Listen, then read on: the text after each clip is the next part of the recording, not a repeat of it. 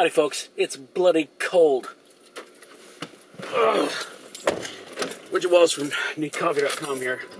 Excuse me whilst I turn on my seat heater. I will turn on the seat heater of my camera person and producer so her ass doesn't freeze and then it freezes to the, and because this is leather and you don't want your ass to freeze to leather. Anyway, what was I, oh yes. Here for another Wayhomer review. Despite the weather.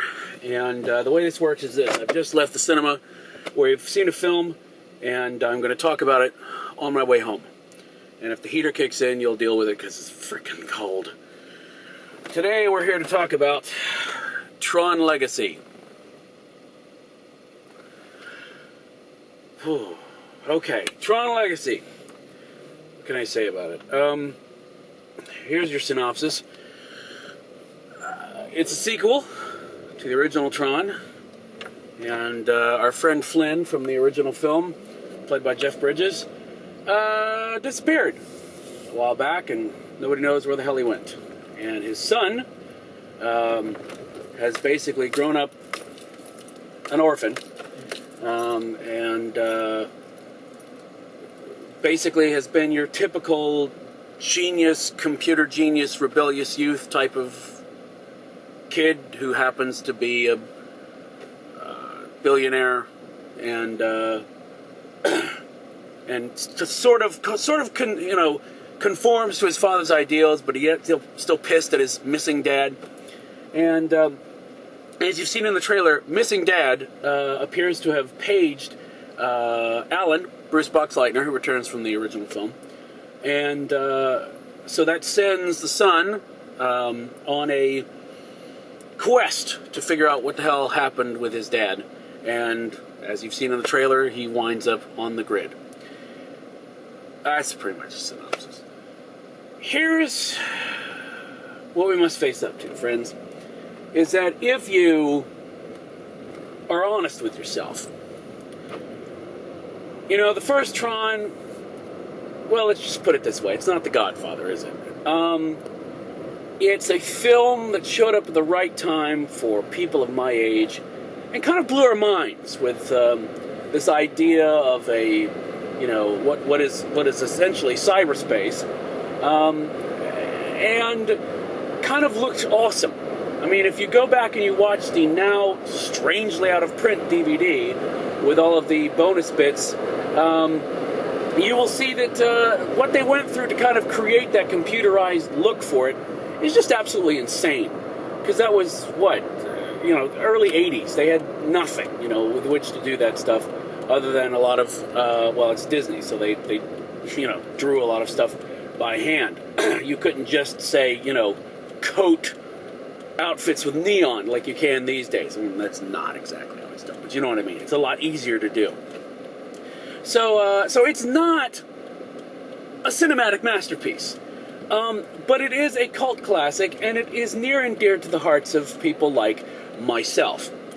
So if we go into it from that perspective, well, the other thing is that a lot of people who are younger than people like myself probably haven't even seen the film or saw it once and just have forgotten about it. So it's kind of a weird thing, you know.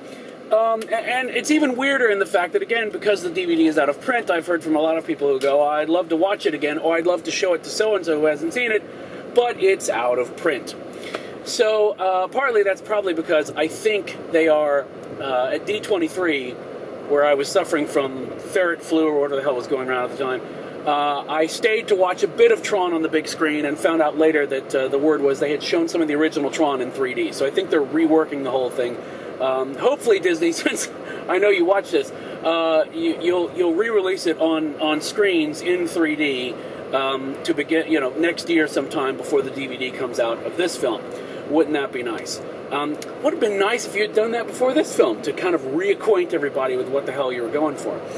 Anyway, all of that to say that, you know, if you really are honest with yourself, it's not like it's a perfect film that requires, it doesn't need The Godfather Part 2, in other words. That being said, it's, well, it doesn't make a lick of sense. Let's get the bad stuff out of the way first.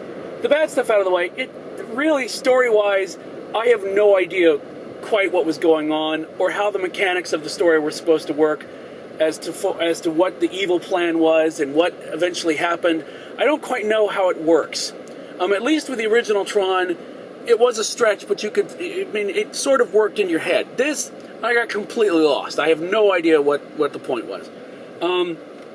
Also, the young Jeff Bridges, as much vaunted as that was, in the certain lighting, certain angles, it was really kind of uncanny.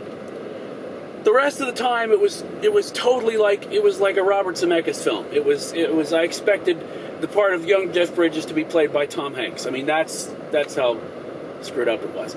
And also, Disney, here's something. Nothing says I have been screwed out of a $15 3D movie ticket. Nothing puts that point across more than a little note at the beginning of your film going, only certain bits of this film are in 3D, the rest is in 2D as it was intended to be watched. Please keep your 3D glasses on so you can fool yourself into thinking that you actually spent money on something worthwhile. Seriously, Disney. Seriously? Come on. Now that's the bad stuff. The good news is, it looks amazing. It's exciting. The spin on what they did with like the light cycles and certain other light vehicles and glowing stuff and the world of the grid and what it's evolved into is actually pretty happening, right? And you know, even though it makes very little sense, it just looks kind of amazing, and it's fun.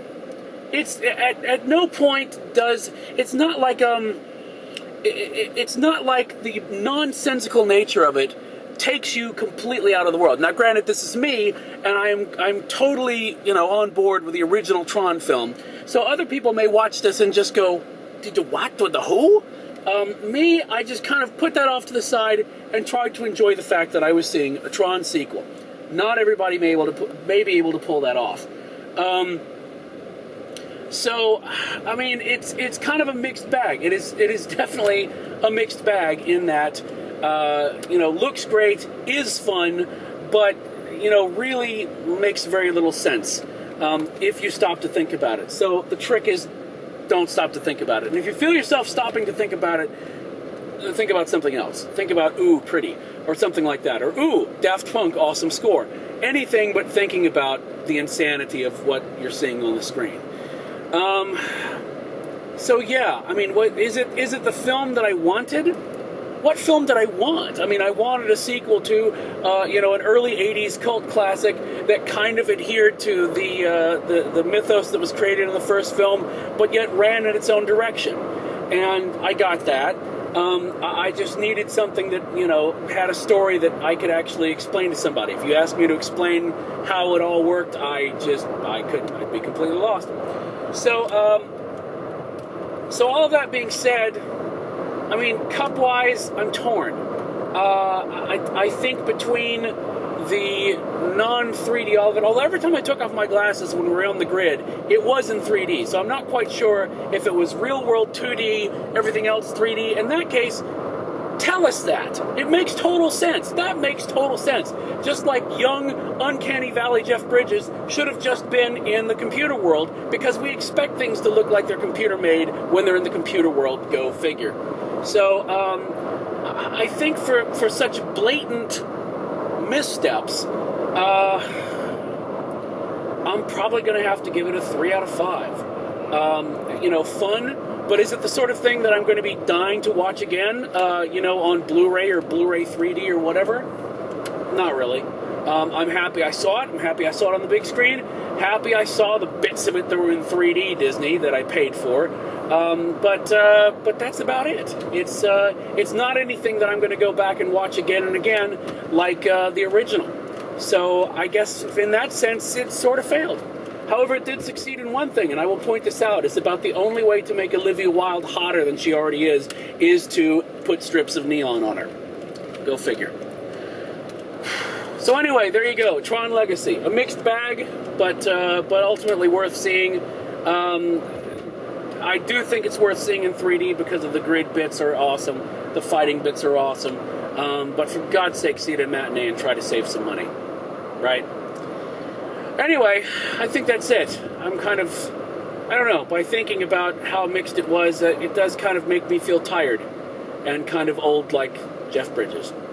So I will stop there and leave it at that. Thanks to everybody for watching. Thanks to everybody who came out for 13 Days of Christmas. And thanks to everybody. We're going to try to catch up on some stuff before 2010 completely leaves us. And we move into 2011 where we're going to be doing some other crazy stuff. So thanks to everybody who Facebooks, Twitters, stumbles these, writes the URL on a bathroom wall. Don't do that. It's illegal probably. And it's rude. But however you share this with other people, if you find it useful, we do appreciate it. It helps us out quite a bit. So until next time, I will simply say that, well, be good.